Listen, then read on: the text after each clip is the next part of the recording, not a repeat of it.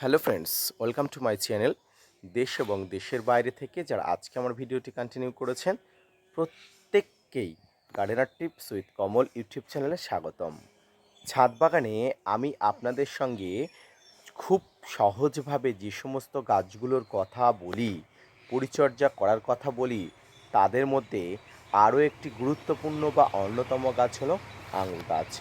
দিনে দিনে আমার আঙুর গাছের প্রচুর পরিমাণ শাখা প্রশাখা বৃদ্ধি পাচ্ছে এবং একটা সময় অর্থাৎ গত 15 দিন আগে যে গাছটি আপনারা ন্যাড়া দেখেছিলেন, সেই গাছটি থেকে হাজারো হাজারো ফুল এবং এই মুহূর্তে সবুজ হয়ে উঠেছে।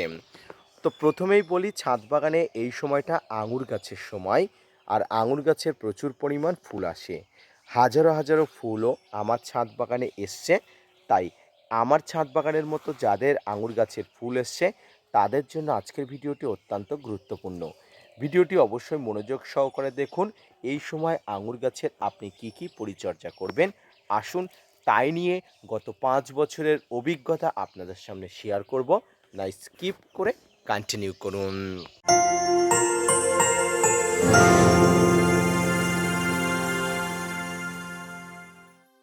2020 সালের মে মাস, তখন করোনাকালের প্রচুর পরিমাণ ভরপুর লকডাউন চলছে। আর সেই সময় বাড়িতে থেকে আমার মনে হলো কিছু ছাদে নতুন নতুন গাছপালা লাগাই। আর সেখান থেকেই আমি সোর্স মারফত আমি খোঁজ পেলাম আঙুর গাছের। একটি ভিডিওতে দেখে মনের ভিতরে উৎফুল্ল জেগেছিল যে আমারও ছাদ বাগানে থোকায় থোকায় আঙুর কি আমি ধরাতে পারবো। মনের মধ্যে দৃঢ়তা নিয়ে প্রতিজ্ঞা নিয়ে আঙুর গাছ নিয়ে এসেছিলাম সেই 2020 সালে। এরপরে অনেক বছর কেটে গেছে, ছাদ বাগানের আঙুর গাছের বৃদ্ধি হয়েছে, প্রচুর পরিমাণ আঙুর পেয়েছি এবং সফলতার দ্বার প্রান্তে এসে পৌঁছেছি। আর এই মুহূর্তে যে সফলতার দ্বার প্রান্তের কথা বলছি সেটা হলো আমার আঙুর গাছ নিয়ে। 5 বছরের মধ্যে প্রায় 4 বছর ধরে এখান থেকে কিন্তু ফুল ফল পাচ্ছি, অর্থাৎ আঙুর গাছ রোপণের পরবর্তী বছরের থেকেই আমি কিন্তু ফুল বা ফল পাচ্ছি। প্রচুর পরিমাণ ফলন আমার ছাদ বাগানে হয়। আপনারা যারা বিগত বছরগুলো আমার সঙ্গে ছিলেন, যারা দেখেছিলেন, গত বছরে এই ছাদ বাগানের আঙুর গাছ থেকে প্রায় 25 কেজি আঙুর কিন্তু আমি হারভেস্ট করেছিলাম। এটা গল্প নয়, সত্যি কথা। এই বছরও যদি আপনারা আমার সঙ্গে শেষ পর্যন্ত থাকেন, বুঝতে পারবেন আমি কতটা অথেন্টিক কথা বলছি। এবার কথা হলো, আঙুর গাছে তো ফুল এসে গেছে, এখনও আঙুর গাছের ফুল প্রস্ফুটিত হয়নি। এই আঙুর গাছের কি পরিচর্যা আপনি করতে পারবেন বা আপনি করবেন?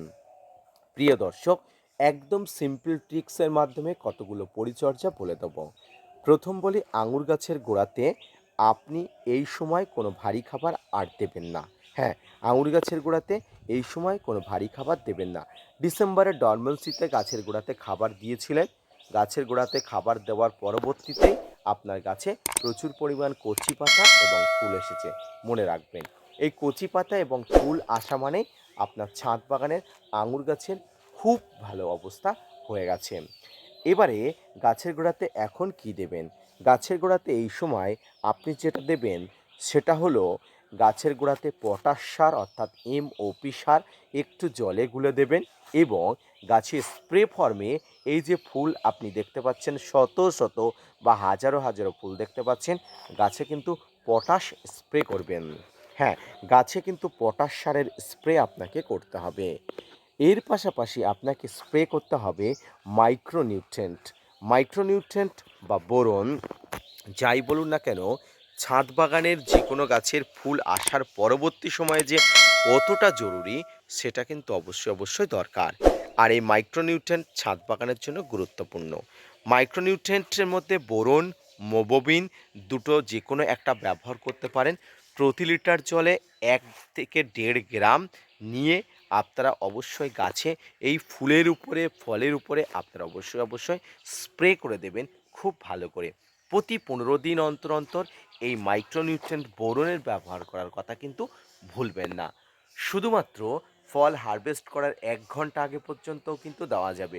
অর্থাৎ গাছে ফুল আসা থেকে মাইক্রোনিউট্রিয়েন্টের ব্যবহার শুরু করতে হয় এবং ফল হারভেস্ট করার 1 ঘন্টা আগে পর্যন্তও কিন্তু আপনি ব্যবহার করতে পারেন। অর্থাৎ মাইক্রোনিউট্রিয়েন্টের ব্যবহার কিন্তু আর কমালে চলবে না। প্রিয় দর্শক, এবারে আপনাকে ব্যবহার করতে হবে ফাঙ্গিসাইড। দেখুন, গাছে ফুল আসার সময় থেকেই ফাঙ্গিসাইডের অত্যন্ত জরুরি থাকে। ফুল কিন্তু ব্যবহার যাতে কোনো প্রকার সমস্যা না হয়, তাই জন্য অবশ্যই ফাঙ্গিসাইড ব্যবহার করতে হবে। সাপ, ম্যানসার, ব্যাবিস্টিন, রেডোমিনগোল, Blitox, blue copper, M45, Amistar top, Antracol, এই ধরনের ফাঙ্গিসাইডগুলো আপনাকে অবশ্যই ব্যবহার করতে হবে আঙুর গাছে। মনে রাখবেন, উচ্চ মাত্রার ফাঙ্গিসাইড বা কীটনাশক একদমই কিন্তু ব্যবহার করা যাবে না। এই উচ্চমাত্রার ফাঙ্গিসাইড বা কীটনাশক ব্যবহার করলে ফুলের উপরে এফেক্ট পড়তে পারে, তাই এই ধরনের এফেক্ট করা কোনো রকম জিনিস কিন্তু ব্যবহার করব না। আঙুর ফুল খুব সেন্সিটিভ, আমি বারবার রিপিট করছি, তাই কোনো প্রকার নিজের ইচ্ছাকৃত কিছু দেবেন না। জানা না থাকলে অভিজ্ঞ ব্যক্তিদের কাছ থেকে অভিজ্ঞতা নিন, কিন্তু আপনি কোনো ধরনের এক্সট্রা মাতব্বারি কিন্তু আঙুর গাছে করতে যাবেন না। এর কিছুদিন পরে আঙুর গাছে প্রচুর পরিমাণ ফুল প্রস্ফুটিত হবে, মুকুল প্রস্ফুটিত হবে এবং গুটি ধরবে। আঙুর গাছের গুটি ধরা মানে কিন্তু একটা আলাদা চ্যালেঞ্জ। প্রচুর পরিমাণ গুটির মাধ্যমে কিছু থিনিং প্রসেস করতে হয়, অর্থাৎ আঙুর কিছু গুটি কিন্তু ঝরিয়ে ফেলে দিতে হয়। আপনি যত আঙুর গাছের গুটি ঝরিয়ে ফেলে দেবেন, তত কিন্তু আপনার আঙুর গাছের থোকা অত্যন্ত মোটা হবে এবং থোকাগুলো কিন্তু সঠিক আকার নেবে। এই থিনিং প্রসেস কি, আঙুর ফল ধরলে আমি অবশ্যই আপনাদের দেখাবো। আপাতত এইটুকু বলার যে ছাদ বাগানে আঙুর গাছের ফুল আসলে আপনাকে অবশ্যই মাইক্রোনিউট্রিয়েন্ট, ফাঙ্গিসাইড এবং কীটনাশক ব্যবহার করতে হবে। কীটনাশকের মধ্যে কি ব্যবহার করবেন অনেকে জিজ্ঞাসা করছেন। দেখুন, সেই 2020 সাল থেকে আমি একটি কীটনাশক আঙুর গাছের জন্য ব্যবহার করি, যদিও আমার কাছে হিউজ পরিমাণ কীটনাশক আছে। সেটা হলো ডাইমাঠের 30%। আই রিপিট এগেন, ডাইমাঠের 30%। এই ডাইমাঠের 30% ব্যবহার করে খুব ভালো ফলাফল পেয়েছি। সর্বোচ্চ 1 থেকে 1.5 গ্রাম আমি আমার ছাদ বাগানে আঙুর গাছের এই মুহূর্তে যে আঙুর ফলগুলো প্রস্ফুটিত হয়নি, এই আঙুর গাছের উপরে কিন্তু এখন একবার স্প্রে করা যায়। বৃষ্টি হলে অবশ্যই একবার কীটনাশক ফাঙ্গিসাইড ব্যবহার করবেন। বৃষ্টি না হলেও আপনি ফুল পরিস্ফুটিত হবার আগে একবার কীটনাশক এবং ফাঙ্গিসাইড তো আপনাকে সপ্তাহে একবার করে ব্যবহার করতেই হবে। প্রিয় দর্শক, এর পাশাপাশি আপনাকে যেটা ব্যবহার করতে হবে সেটা হলো একটি পিজিআর। পিজিআর যেহেতু এখন আর দরকার নেই, তবে আমি বলবো শেষবারের মতো আর একবার পিজিআর ব্যবহার করুন।